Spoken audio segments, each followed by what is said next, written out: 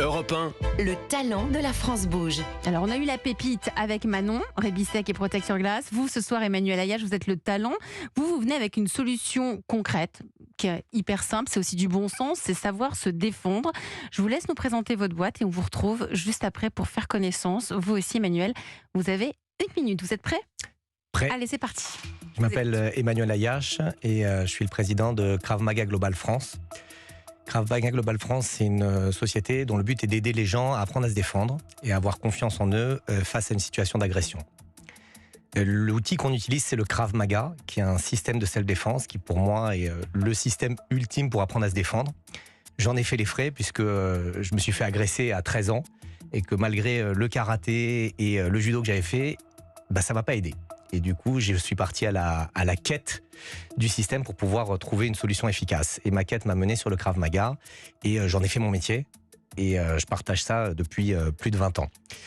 Le produit phare de Krav Maga Global France, c'est former des instructeurs et les aider à ouvrir leur club et les aider dans le développement de leur club pour pouvoir transmettre le Krav Maga et permettre aux gens d'apprendre à se défendre. On a à peu près une centaine d'instructeurs actifs en France.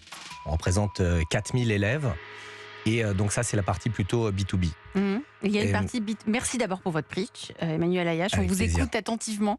Merci de vous être prêté à l'exercice, président de Krav Maga Global France. Donc il y a la partie, si on a bien compris, formation pour des instructeurs. Et il y a une partie pour nous, pour les particuliers. Exactement. Et au-delà de cela, on fournit sous forme de stages ou de séminaires intensifs un peu partout en France des formations pour les tout débutants. D'ailleurs, la semaine dernière, j'étais avec 70 personnes pendant 3 jours, dont des gens qui n'avaient jamais pratiqué les arts martiaux et qui viennent apprendre pendant 3 jours à se défendre, jusqu'aux plus avancés, des formations ouvertes qu'aux ceintures noires, par exemple, si vous êtes ceinture noire de karaté ou de Krav Maga dans d'autres organisations. Il y a les ceintures noires ? Non ? Il faut qu'on apprenne à se défendre. Alors il faut venir au stage débutant. Si en 3 jours, on peut apprendre à se défendre, je trouve ça hyper efficace. C'est l'objectif. C'est pour ça qu'a été créé le Krav Maga à l'origine. C'était un système où il fallait très très vite donner les capacités aux gens d'apprendre à se défendre parce qu'il n'y avait pas le temps. Mais il faut être en grande forme physique pour se défendre.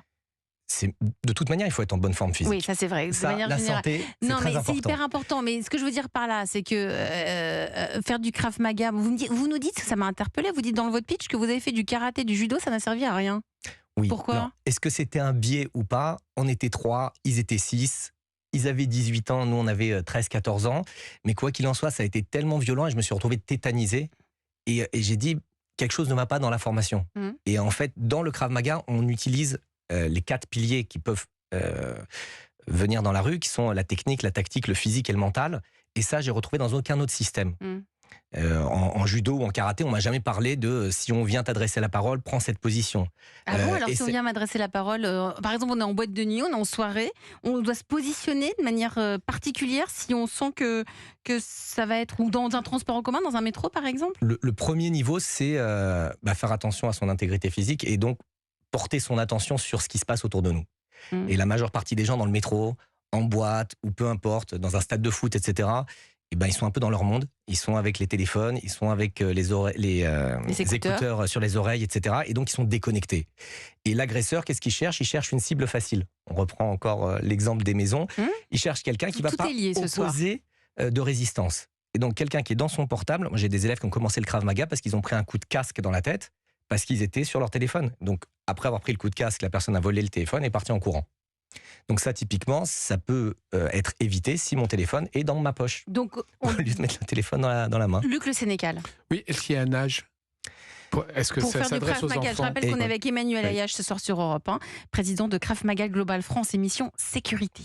Luc. Est-ce qu'il y a un âge pour commencer à se former ? Si les instructeurs sont bien formés, de 7 à 77 ans. Ah, carrément, 77 ans. À partir de 7 ans. Exactement. Et évidemment, ce n'est pas le même Krav Maga qu'on enseigne à un adulte qu'à un enfant. Parce qu'un enfant ne va pas être soumis aux mêmes problèmes. Mais ce qu'on enseigne à un enfant lui permet d'avoir confiance en lui et lui permet d'avoir des bonnes réactions quand quelqu'un vient le voir à la sortie de l'école ou même s'il subit une agression dans la cour d'école ou s'il est... Oui, parce que moi je pensais au programme, on vient de rajouter 1 heure de plus, je crois, de l'éducation physique, mais est-ce qu'il n'y aurait pas un moyen de se rapprocher Ce serait mon rêve. C'est une bonne idée, Luc. On en parlait juste avant l'émission. Permettre aux gens, dans le système scolaire, d'avoir les clés pour apprendre à se défendre. On ne parle pas de faire 10 ans et d'avoir une ceinture noire, mais au moins d'avoir les clés, comment je me positionne, comment je parle avec quelqu'un. Et c'est redonner confiance. Exactement. Et c'est redonner confiance. Exactement. Vous êtes en contact, Emmanuel Ayache, déjà avec des établissements scolaires, avec l'éducation nationale. Est-ce que c'est quelque chose c'est vers ça que vous allez avec votre entreprise? Alors, c'est à la marge, parce qu'on a beaucoup d'instructeurs, donc on a des instructeurs sur le terrain qui le font et qui prennent contact. Maintenant, c'est pas assez, compte tenu des besoins qui existent. Et moi, ma focalisation, elle est plutôt sur la création d'instructeurs et la formation d'instructeurs, plutôt que sur ce développement. Mais il faut plus de monde. On a besoin de bras. Il faut aussi parler de vous, Emmanuel Ayache, parce que c'est ce qui donne envie aussi d'adhérer, d'aller dans une entreprise. Pourquoi? Parce qu'il y en a d'autres sur le marché, vous êtes nombreux à... Oui.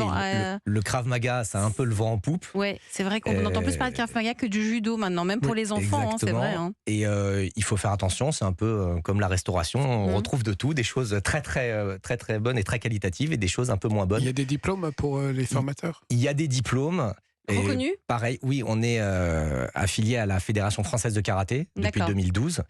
Donc il y a une filière diplômante, mais voilà, il faut vraiment faire attention au discours du professeur. Quand on me demande si j'aimerais pratiquer le Krav Maga, qu'est-ce que je dois faire?